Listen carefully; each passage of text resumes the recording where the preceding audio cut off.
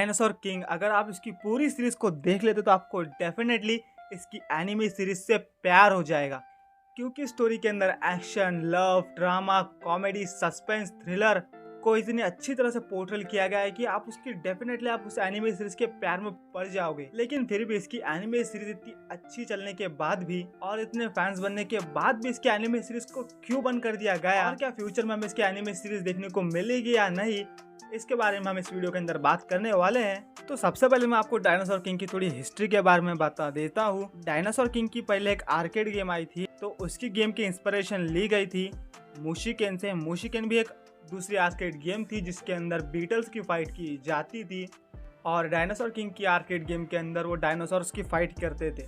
फिर उसकी arcade game की थोड़ी सक्सेस होने के बाद 4Kids एंटरटेनमेंट ने उसके राइट्स परचेज किए। और मैं आपको बता दूं कि उसकी मांगा और एनिमे के अंदर काफ़ी बड़ा डिफरेंस था। उसकी मांगा के अंदर एक दूसरी स्टोरी लाइन चलती है और उसके एनिमे के अंदर एक कोई दूसरी स्टोरी लाइन चलती है। तो आपको ये सवाल ज़रूर आया होगा कि उसकी मांगा में कुछ और उसकी एनिमे के अंदर कुछ और, ऐसा क्यों? तो इसका एक्चुअल रीज़न ये है, जब उसकी आर्केड गेम के अंदर कुछ नए कैरेक्टर्स इंट्रोड्यूस हुए और मांगा के अंदर और कई नए कैरेक्टर्स इंट्रोड्यूस हुए, उसके कुछ वक्त बाद दोनों की कहानी थोड़ा मर्ज करने के बाद उसके एनिमे के राइटर ने उसकी कहानी को लिखा। तो इससे आपको ये समझ में आ जाएगा कि उसके राइटर के पास कोई मेजर स्टोरी लाइन ही नहीं थी आगे कंटिन्यू करने के लिए। फिर भी उन्होंने 2 सीज़न तक एनिमे को कंटिन्यू करे, यही बहुत बड़ी बात थी। और उन्होंने फिर भी इतनी अच्छी स्टोरी लाइन लिखी।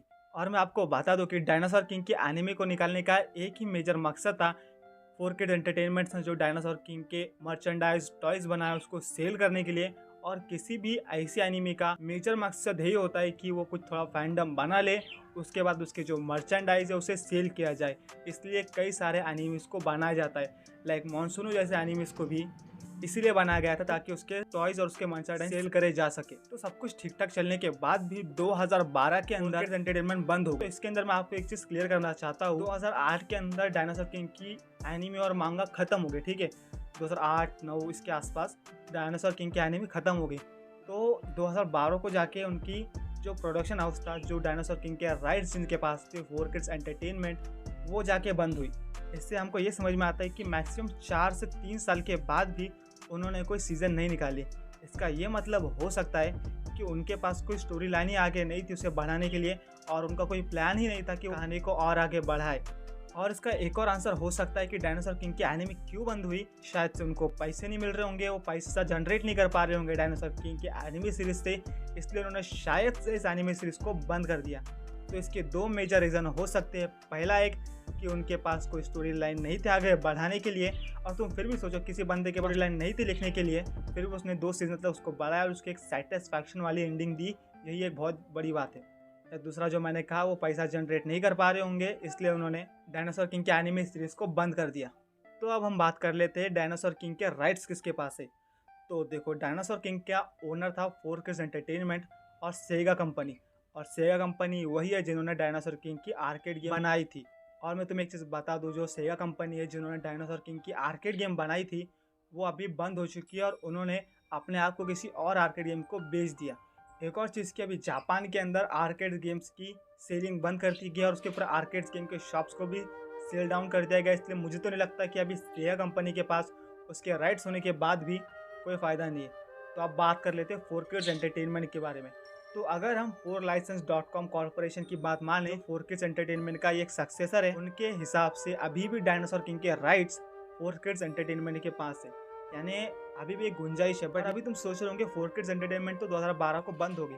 हाँ, वो 2012 को बंद हुई थी, लेकिन उसके कुछ सालों के बाद उन्होंने अपना लाइसेंस फिर से रिन्यू किया, बट लेकिन उसका भी कुछ फ़ायदा नहीं हुआ। बाद में आके फिर से बंद हो गई और वो पूरी तरह से शट डाउन हो गई। लेकिन अभी भी उसका एक सक्सेसर है जिसका नाम है कमानी स्टूडियोज़, जो एक एनिमेशन स्टूडियो है। और शायद से जो 4Kids के जो भी एनिमेशन के राइट्स थे, वो पर्टिकुलर तो उनके पास आ जाएंगे कि वो 4Kids एंटरटेनमेंट का सक्सेसर, यानी 4Kids के अंदर जितने भी एनिमे के राइट्स उनके अंदर आते थे, वो सारे टेक्निकली कनामी स्टूडियोज़ के पास जा सकते हैं। ये मेरा पर्सनल ओपिनियन है। अभी तक हमें कोई ऑफिशियल चीज़ पता नहीं चली है कि कमानी स्टूडियोज़ के पास 4Kids के पास जितने भी एनिमेस के राइट्स थे वो उनके पास आए क्या नहीं। तो मुझे लगता है क्योंकि वो 4Kids एंटरटेनमेंट का सक्सेसर है। तो चलो अब बात कर लेते हैं डायनासोर किंग के सीज़न 3 से रिलेटेड क्या वो कभी हमें देखने को मिलेगा या नहीं।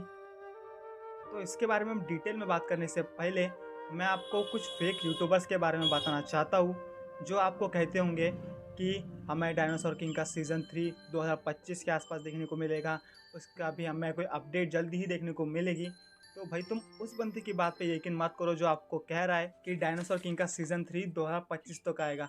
वो अपनी मर्ज़ी से कोई बात बना रहा है या उसने कौन सी एक फालतू सी वेबसाइट पर देखा है।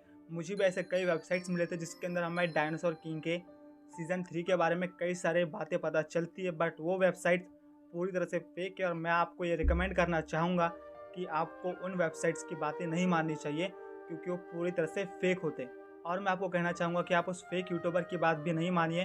वो अपने मर्ज़ी से कुछ भी कह रहा है कि 2025 तक हमें डायनासोर किंग का सीज़न 3 देखने को मिलेगा। अभी तक कोई भी अनाउंसमेंट नहीं हुई, और ना ही सेगा कंपनी के ओनर ने अभी तक कोई अनाउंसमेंट की है, ना ही एनिमेशन स्टूडियो ने, सनराइज स्टूडियो ने ना ही अभी तक कोई अनाउंसमेंट की है, और ना ही 4Kids एंटरटेनमेंट के सक्सेसर की तरफ से अभी तो कोई ऑफिशियल डेट या अनाउंसमेंट निकल के आई है कि डायनासोर किंग का सीज़न 3 के ऊपर वो काम भी कर रहे हैं अभी। तो मैं आपको कहना चाहूँगा कि आप उस बंदे की बात करते ही मत मानिए, वो अपनी मर्ज़ी से कोई फेक बात कह रहा है। और इसी तरह एक और यूट्यूबर है जिसका नाम है शिवम बोल के, वो बंदा भी काफ़ी अच्छी वीडियोस बनाता है, उसकी फैनमेड सीरीज़ मैंने देखी है, और वो बंदा भी डायनासोर किंग की एनिमे सीरीज़ को हमारे दिलों के अंदर ज़िंदा रखने की कोशिश कर रहा है, क्योंकि उसका यूट्यूब चैनल डायनासोर किंग के कंटेंट के ऊपर ही चल रहा है, और वो बंदा अपनी अच्छे वीडियोस भी बनाया करता है। लेकिन एक साल पहले उसने एक वीडियो अपलोड किया था जिसके अंदर वो कहता है नेक्स्ट चैनल के इंस्टाग्राम अकाउंट के अंदर हम उससे रिक्वेस्ट करेंगे कि डायनासोर किंग का सीज़न 3 दिखाओ। तो ये बात किसी भी तरह से सेंसेबल नहीं लगता। तो देखो, एक एनिमे सीरीज़ को बनाने का काम, सारी चीज़ें उसका प्रोडक्शन हाउस करता है, लेकिन एक चैनल का काम सिर्फ यही होता है कि उनकी रीजन लैंग्वेज के अंदर उसे डब करने का और उनके हिसाब से एयर करने का। इसके अंदर किसी भी चैनल को कोई अथॉरिटी नहीं रहती कि वो बिना किसी परमिशन के उनकी एनिमे सीरीज़ बनाए और चैनल पे एयर करे। और क्या तुम्हें लगता है कि नेक्स्ट चैनल ने एनिमे सीरीज़ बनाया तो क्या तुम्हें लगता है कि वो डायनासोर किंग का लेवल का होगा?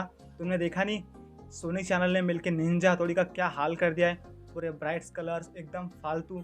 अब तो मैं देखता भी नहीं हूँ। पहले का निंजा हथौड़ी में जो बात थी वो इस निंजा हथौड़ी में करते ही नहीं आती है, और ये चीज़ों से आप लोग भी काफ़ी हद तक सहमत रहेंगे। तो ये चीज़ बताने से पहले कि डायनासोर किंग का सीज़न 3 आएगा या नहीं, उससे पहले मैं मेरा पर्सनल ओपिनियन आपको देना चाहूँगा। तो देखो, डायनासोर किंग के दोनों सीज़न काफ़ी बेहतर थे। उनके एनिमेशन से लेके स्टोरी लाइन तक, डबिंग तक, शब्दम एकदम टॉप नॉच था, पूरी तरह से बेहतर। इससे मुझे कोई भी शिकायत नहीं है। और उसके लास्ट एपिसोड के अंदर भी मैं भी उन लोगों में से हूँ जो डायनासोर किंग का लास्ट एपिसोड देख के रोने लगे थे। बट लेकिन तुम सोचो, अगर डायनासोर किंग का सीज़न 2 के बाद उसकी कोई नई सीज़न आई होती बिना किसी स्टोरी लाइन के, तुम्हें लगता है कि वो काफ़ी अच्छी रही होती, या उसे भी रिबूट कर दिया गया होता बेन 10 की तरह? देखो, बेन 10 रिबूट को देख के तो हमें कोई भी फीलिंग नहीं आती, उसको देखता ही नहीं हूँ मैं। बट लेकिन देखो, बेन 10 जैसी फीलिंग उसके अंदर नहीं आती। तो क्या तुम्हें लगता है कि डायनासोर किंग को अगर रिबूट कर दिया गया, स्टोरी लाइन नहीं मिलती होती, तो क्या तुम्हें डायनासोर किंग सीज़न 3 तुम देखते थे? अगर कोई चाइल्डिश एनिमेशन करके, कोई भी आलतू फालतू सी कहानी चला के डायनासोर किंग का सीज़न 3 हमें दिखाया होता, तो क्या तुम्हें देखने में मज़ा आया होता डायनासोर किंग? ना ही बचपन की फीलिंग और पूरी अपने यादों का कचरा कर दिया गया होता। तो देखो, हम सबको पता है कि डायनासोर किंग कितना अच्छा एनीमे था, उसकी स्टोरी लाइन एकदम परफेक्ट थी, उससे कोई भी कंप्लेंट नहीं है। बट लेकिन उस कहानी को बर्बाद करके, हमारे बचपन को बर्बाद करके कौन सा भी फालतू सा एनिमेशन लाना, तो तुम्हारे बचपन की जो डायनासोर किंग की अच्छी यादें थी वो पूरी तरह से बर्बाद हो गई होती। ऐसा लगा होता कि वो डायनासोर किंग के पहला और दूसरा सीज़न आया ही नहीं होता। ऐसी सेम फीलिंग हम सबको बेन 10 देख के आता है। बेन 10 रिबूट देख के लगता है हमने कभी वो सीरीज़ देखा ही नहीं था। इसलिए मैं ये कहना चाहूँगा, डायनासोर किंग की यादों को अच्छा रहने दो। डायनासोर किंग की फ्रेंचाइजी को बर्बाद करने से अच्छा तो यही था कि उन्होंने डायनासोर किंग सीज़न 2 के अंदर ही उसे ख़त्म कर दिया गया। कई एनिमे सीरीज़ ऐसे रहते हैं जिनकी स्टार्टिंग तो हो जाती है पर अभी तक एंड नहीं हुआ है। तुम सोचो, पोकेमॉन की एंडिंग क्या होगी? ऐश बड़ा नहीं होता, ना ही उसकी एज बढ़ती है, कोई भी चीज़ नहीं होती। तो ये चीज़ किसको पसंद आएगी कि ऐश बड़ा नहीं हो रहा है, बस कहानी चलती जा रही है, चलती आ रही है, कहानी को खींचे जा रहे हो। कहानी की शुरुआत हुई थी ऐश के मास्टर बनने की कहानी से, बट लेकिन 23-24 सीज़न निकल गए, अभी तक हमें ऐश की कहानी का एंड नहीं हुआ, ना ही वो बड़ा हुआ। इसमें कोई मज़ा आता है? देखो, मैं ये कोई हेट फैला रहा नहीं हूँ पोकेमॉन के खिलाफ। पोकेमॉन मेरा भी वन ऑफ द मेरे फेवरेट एनिमीज में से एक है, जिसको देखने का कई लोगों को तो गूज़बम्स आ जाते होंगे। तो ऐसा करने से अच्छा तो यही था ना कि उसके एनिमे सीरीज़ को बंद कर दिया गया। और मैंने पहले ही कहा था कि डायनासोर किंग के एनिमे सीरीज़ को आगे कंटिन्यू करने के लिए उनके पास कोई मेजर स्टोरी लाइन ही नहीं थी। वो बस किसी तरह उन्होंने इतनी अच्छी कहानी लेके हमारे सामने रखा, यही एक बहुत बड़ी बात थी। तो मेरा ओवरऑल यही कहना चाहता हूँ, मेरा पर्सनल ओपिनियन के द्वारा, डायनासोर किंग की कहानी को दूसरे सीज़न के अंदर बंद कर देना ये काफ़ी अच्छा कार्ड खेला उन्होंने। तुम देखो यार, बिना किसी कहानी के बस एनीमे को खींचे जा रहे होते तो ना ही हमें देखने को मज़ा आया होता। तो यही बेहतर था कि उन्होंने एक इतनी अच्छी स्टोरी लाइन लिख के उसको दूसरे सीज़न के अंदर ख़त्म कर दिया गया। लेकिन इसका ये मतलब नहीं आता है कि हमें डायनासोर किंग का सीज़न 3 कभी देखने को नहीं मिलेगा। ये हमारे ऊपर है कि हम कितनी मेहनत करते हैं कि डायनासोर किंग का सीज़न 3 लाने के लिए। इसलिए कई सारे यूट्यूबर जो बात कहते हैं कि हमें ट्वीट्स करने पड़ेंगे, हमें ट्विटर के ऊपर, इंस्टाग्राम के अंदर डीएम करने पड़ेंगे, उससे हमें एनिमे सीरीज़ का नया सीज़न देखने को मिलेगा। तो ये सोच के तुम अभी हंस रहे होंगे, तो हंसने की बात नहीं है। देखो, ज़ैज़ का नया सीज़न अनाउंस कर जाएगा 15 साल के बाद। हमारी इतनी मेहनतों के बाद हमें अब जाके टीवी पे ड्रैगन बॉल देखने को मिल रहा है। तो ये कोई इम्पॉसिबल चीज़ नहीं है कि हमें डायनासोर किंग का सीज़न 3 देखने को मिलेगा। मिल सकता है, बट ये हमारे कोशिशों के ऊपर है कि हम कितनी मेहनत करते हैं कि डायनासोर किंग के सीज़न 3 बनाने के लिए। तो इसके लिए हमें सबसे पहली चीज़ जो करनी पड़ेगी वो ये है, हमें सनराइज स्टूडियोज़, जिन्होंने डायनासोर किंग के एनीमे को क्रिएट किया था, और कनामी एनिमेशन स्टूडियो जो 4Kids का सक्सेसर है, इनके नाम पे हैशटैग और ट्वीट्स करके हमें ला सकते हैं। लेकिन सनराइज स्टूडियोज़ के ऊपर हैशटैग करना शायद से रॉन्ग हो सकता है, क्योंकि सनराइज स्टूडियो बस एक एनिमेशन स्टूडियो था जिनके पास डायनासोर किंग के सीज़न 3 बनाने के राइट्स शायद से नहीं होंगे, ऐसा मुझे लगता है। बट लेकिन फिर भी हम ये कोशिश करें कि कनामी एनिमेशन स्टूडियोज़ को ट्विटर पे ट्वीट्स करें, डीएम करें। इससे हमें डायनासोर किंग का सीज़न 3 देखने को मिल सकता है, ना ही निकलोडियन चैनल को करके। निकलोडियन चैनल को इंस्टाग्राम पे डीएम ट्वीट्स करके कोई भी फ़ायदा नहीं है। अगर हमें ट्वीट्स करना ही है तो कनामी एनिमेशन स्टूडियोज़ को करना पड़ेगा और सनराइज स्टूडियोज़ को। बट अब इसके अंदर सबसे बड़ी परेशानी ये है कि अभी जो डायनासोर किंग के फैंडम था वो काफ़ी तरह से कम हो चुका है। बस गिने चुने 1500 लोग ही डायनासोर किंग के नए सीज़न की होप लगा के बैठे, वो भी शिवम के यूट्यूब चैनल के ऊपर देख के तो यही पता चलता है कि बस 1000 से 1500 लोग ही डायनासोर किंग के नए सीज़न की होप लगा रहे। तुम देखो, एक वक्त पे डायनासोर किंग की बहुत बड़ी फैंडम थी, जिससे अगर हम सब ट्वीट करने लगे तो हमें डायनासोर किंग का सीज़न 3 जल्दी देखने को मिल सकता था। लेकिन अभी देखो, मैक्सिमम लोग मूव ऑन हो चुके हैं एनिमेस के ऊपर, डायनासोर किंग के एनिमेस से ऊपर। बस कुछ गिने चुने लोग डायनासोर किंग के नए सीज़न के लिए रो रहे हैं कब आएंगा करके। और ये कोई बुरी बात नहीं है कि तुम किसी एनिमे को पसंद करते हो, लेकिन तुम कंटिन्यूसली उसके बारे में सोचते हो तो दिन भर के अंदर अपनी लाइफ के अंदर क्या हो रहा है तुम ये नहीं देखते हो, तो ये काफ़ी गलत बात हो सकती है तुम्हारे लिए। तो अगर हम सब ट्वीट्स करते तो हमें मैक्सिमम 1 मिलियन ट्वीट्स करने पड़ेंगे, तभी हमें जाके एनिमे देखने को मिल सकती है डायनासोर किंग के सीज़न 3 की। वरना अगर सिर्फ 1000-2000 ट्वीट्स रहे तो हमें डायनासोर किंग का 3rd सीज़न देखने को नहीं मिलेगा। ये मैं लिख के दे सकता हूँ। तुम सोचो यार, कौन सी एनिमेशन स्टूडियो बस यही मान के चले कि अगर मेरे एनिमे को सिर्फ 1000-2000 लोग देख रहे हैं, कौन बंदा एनिमे बनाएगा या कौन यूट्यूबर वीडियो बनाएगा जब उसके पता चलेगा कि बस 1000-2000 मेरे वीडियोस देख रहे हैं। तो उससे ना उस यूट्यूबर को और ना ही उस एनिमेशन स्टूडियो को फ़ायदा होने वाला है, और मैक्सिमम लोग उसकी पायरेसी कर देंगे, जिससे स्टूडियो को और नुकसान होगा।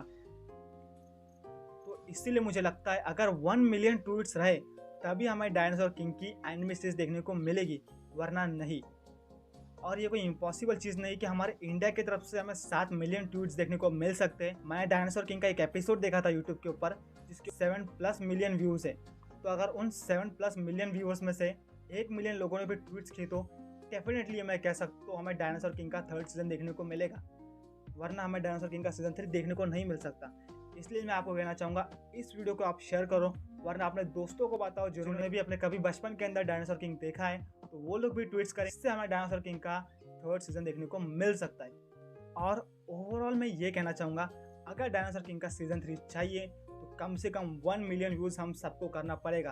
तो और ये कोई इम्पॉसिबल बात नहीं है। हम ऑडियंस के अंदर ही असली पावर है। हम ऑडियंस उनके एनीमे देखते तभी वो एनिमेशन बनाते, वरना हम ऑडियंस देखने वाले नहीं रहते तो वो भी एनिमेशन नहीं बनाएंगे। अगर डायनासोर किंग के सीज़न 3 के लिए कभी कहीं 1000 ट्वीट्स रहे तो मैं ये कहना चाहूँगा, देखो भाई लोग, तो इससे हमें यह पता चलता है कि डायनासोर किंग की ऑडियंस बहुत कम रह चुकी है। बस कुछ 1001 लोग डायनासोर किंग के 3रे सीज़न के वास्ते वेट कर रहे हैं। इससे कोई भी फ़ायदा नहीं होने वाला है। और मैं उन बच्चे कुछ 1000 लोगों को भी ये कहना चाहता हूँ, मैंने कहा कि सिर्फ 1000 ट्वीट्स, और तुम उन लोगों में से जिन्होंने 1000 ट्वीट्स किए, तो भाई लोग मैं तुम्हें कहना चाहता हूँ, तुम्हें मूव ऑन हो जाना चाहिए अब डायनासोर किंग से। डायनासोर किंग मुझे पता है काफ़ी बेहतर एनीमे, उसको कई बार देख के गूज़बम्स आते, बट लेकिन है तो वो सिर्फ एक एनीमे, हाँ क्या नहीं, उसके लिए इतना इमोशनली कनेक्ट होना कोई ज़्यादा अच्छी बात नहीं है।